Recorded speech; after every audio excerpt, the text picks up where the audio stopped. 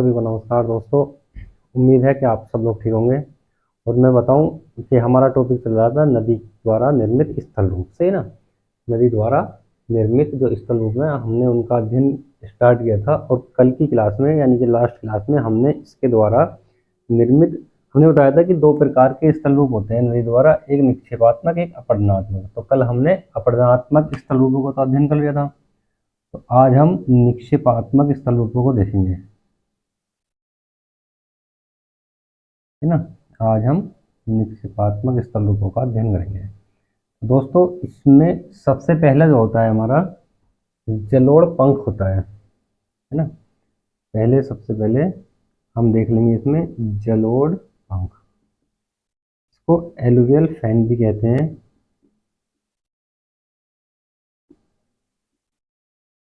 English में alluvial fan कहते हैं। दोस्तों क्या होता है, देखो इसका निर्माण कैसे होता है। जब नदी पर्वतों पर बहती है ना। पर्वत कैसे होते हैं, इस प्रकार से होते हैं, और जब वहां से बहती है और ये अचानक मैदानों में आती है ना। ये पर्वत वाला क्षेत्र है और ये यहाँ से आगे को ये मैदान है, ठीक है। तो क्या होता है दोस्तों, इसके वेग में, नदी के वेग में अचानक परिवर्तन हो जाता है, यानी कि उसकी जो क्षमता होती है, वेग होता है, वो अचानक कम हो जाता है, सही ना। जब नदी का वेग अचानक कम हो जाता है तो नदी क्या करती है, यहाँ से पर्वतों से कंकड़ पत्थर अपने साथ लेके आती है, और वो पर्वत पदीय क्षेत्र में, ये जो क्षेत्र होता है ये वाला, इसको कहते हैं पर्वत पदीय क्षेत्र। पर्वत पदीय क्षेत्र, ठीक ना। तो क्या होता है दोस्तों, यहाँ पर पर्वत पदीय क्षेत्र में नदी उनको जमाव कर देती है, क्योंकि वो बड़े भी होते हैं छोटे भी होते हैं, और नदी का वेग अचानक कम होता है। यहाँ से नदी लेके आती है मोटे मोटे या पतले पतले कंकड़ पत्थर, और यहाँ पर उनका जमाव स्टार्ट कर देती है, जिससे एक आकृति का निर्माण होता है जो एक पंखे की तरह से होती है ना। इस प्रकार से होती है वो आकृति, लगभग कुछ इस प्रकार से हम बनाने की कोशिश करते हैं। यहाँ पर इस प्रकार से होती है, सही है। ये धरातल हो जाएगा, है ना। तो वो आकृति कुछ इस प्रकार से होती है, और क्या होता है, यहाँ पर ये कंकड़ पत्थर होते हैं, ये इसमें कंकड़ पत्थर जमा हो जाते हैं, है ना।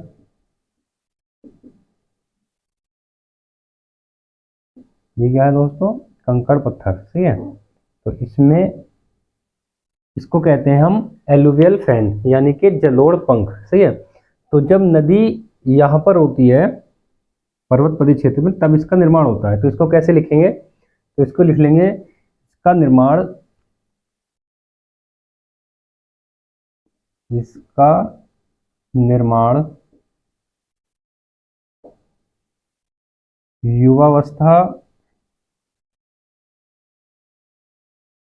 के अंतिम चरण,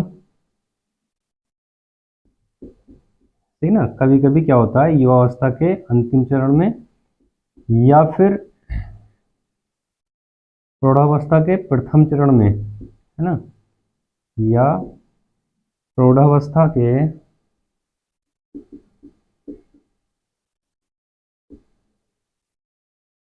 प्रौढ़ावस्था के अंतिम चरण में, सॉरी, प्रारंभ प्रथम चरण में, है ना, प्रथम चरण में होता है, सही ना।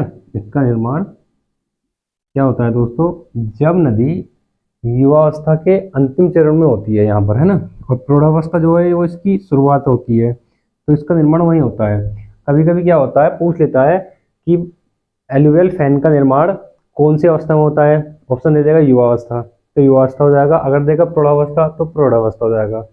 दोनों नहीं देगा, अगर देगा भी तो युवावस्था इसका सही आंसर हो जाएगा, सही है। तो इसका निर्माण कहाँ होता है दोस्तों, युवावस्था के अंतिम चरण में या प्रौढ़ावस्था के प्रथम चरण में इसका निर्माण होता है। और क्या लिखेंगे हम इसमें, तो दोस्तों इसमें हम लिखेंगे कि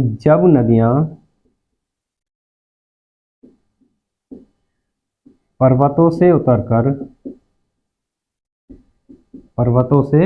उतरकर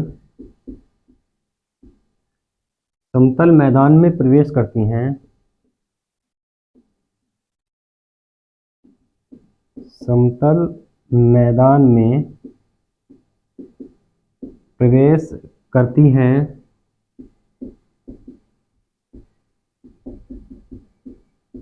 तो उनके वेग में, ठीक है, ये इस प्रकार से हम इसको ले लेंगे, ठीक है। तो यहाँ से लिखेंगे तो उनके वेग में अचानक कमी हो जाती है, अचानक कमी हो जाती है, जिससे नदियाँ पर्वतपदीय क्षेत्रों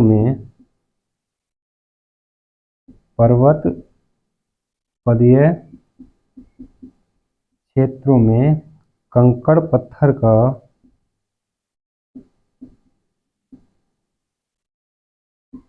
जमाव करती हैं या निक्षेप करती हैं,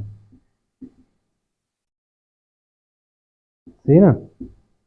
जिससे पंखे के समान आकृति का निर्माण हो जाता है, जिससे पंखे के समान आकृति का निर्माण हो जाता है, जिसे जलोढ़ पंख कहते हैं, जलोढ़ पंख कहते हैं, ठीक है। दोस्तों यही होता है जलोढ़ पंख, है ना। इसके बाद में दोस्तों एक दूसरी स्थलाकृति होती है, उसे कहते हैं जलोढ़ शंकु, है। अगली स्थलाकृति होती है उसका नाम होता है जलोढ़ शंकु, यानी एलुवियल कौन। देखो इसका निर्माण कैसे होता है, ये भी सेम जलोढ़ पंख जैसे स्थल रूप होते हैं, ठीक है ना। सिर्फ इनका आकार शंकु के जैसा होता है ना। तो लिख लेंगे, इसमें क्या लिखेंगे हम, जलोढ़ पंख जैसे बनते हैं, जैसे जलोढ़ पंख बनता है ना वैसे ही इनका निर्माण होता है। इनका जो आकार होता है ना, इनका आकार लिख लेंगे, इनका आकार शंकु जैसा होता है, शंकुनुमा होता है ना। तो इनका आकार कैसा होगा दोस्तों, शंकुनुमा होगा, सही है। तो ये भी बनते ऐसे ही हैं जैसे ये बनते हैं। तो आप लोग इसको देख लें, आगे बात करते हैं दूसरी स्थलाकृति की। दोस्तों अगली स्थलाकृति होती है प्राकृतिक तटबंध,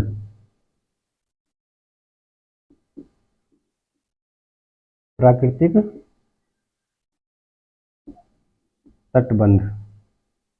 देखो इनका निर्माण कैसे होता है दोस्तों, क्या होता है, जब नदी बहती है मैदानी क्षेत्रों में अक्सर, और वो थोड़ी बलखा के चलती है लहरनुमा, तो उसमें ये होता है कि बाढ़ के द्वारा लाए गए जो कंकड़ पत्थर या मिट्टी, बारीक मिट्टी, कंकड़ पत्थर और मिट्टी के जो कण होते हैं, वो उसे अपने किनारों पर, सही ना, नदी अपने किनारों पर उन्हें निक्षेपित कर देती है। मानते हैं, देखो जैसे ये नदी बह रही है, ठीक है, ये नदी का बहाव है, मान लेते हैं नदी इस दिशा में जा रही है,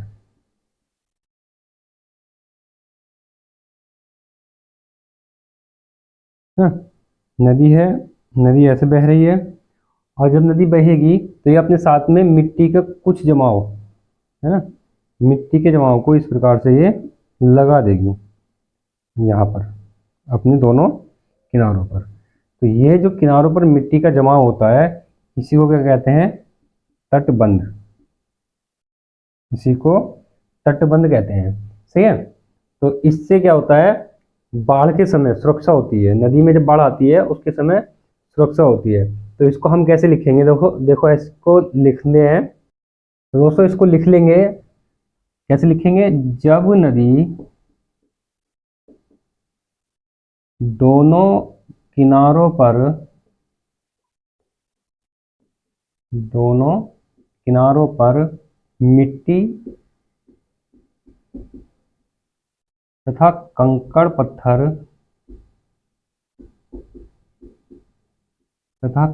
पत्थर का जमाव करती है तो इससे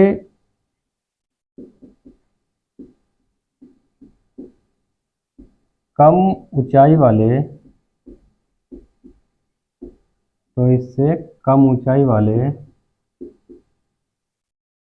किंतु लंबे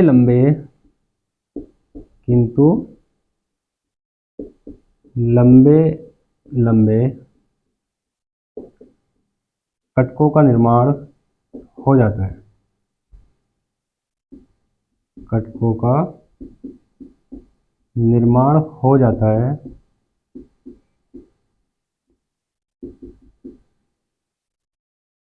जिनसे बाढ़ के समय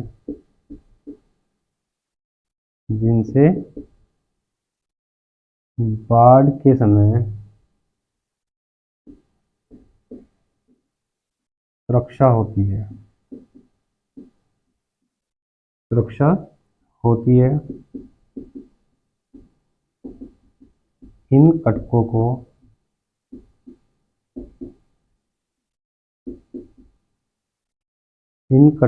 ही तटबंध कहते हैं।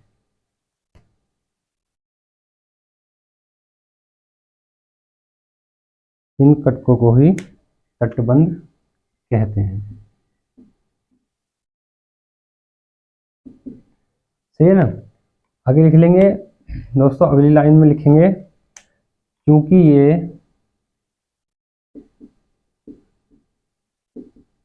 ये कटक प्रकृति द्वारा बनाए जाते हैं। प्रकृति द्वारा बनाए जाते हैं, अतः इन्हें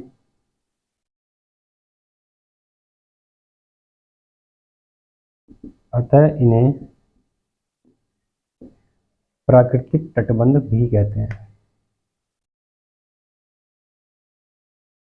अतः इन्हें प्राकृतिक तटबंध भी कहते हैं।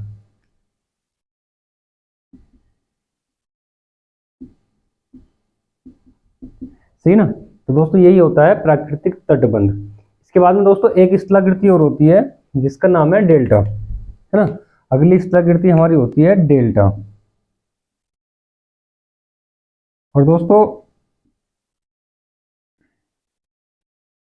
डेल्टा क्या है, डेल्टा कई प्रकार का होता है जहां से बहुत सारे क्वेश्चन बनते हैं। तो डेल्टा को हम आने वाली क्लास में यानी कि अगली क्लास में देख लेंगे। आज के लिए बस हम इतना ही रखेंगे। निक्षेपात्मक स्थल रूपों का नदियों द्वारा हमने अध्ययन कर लिया है।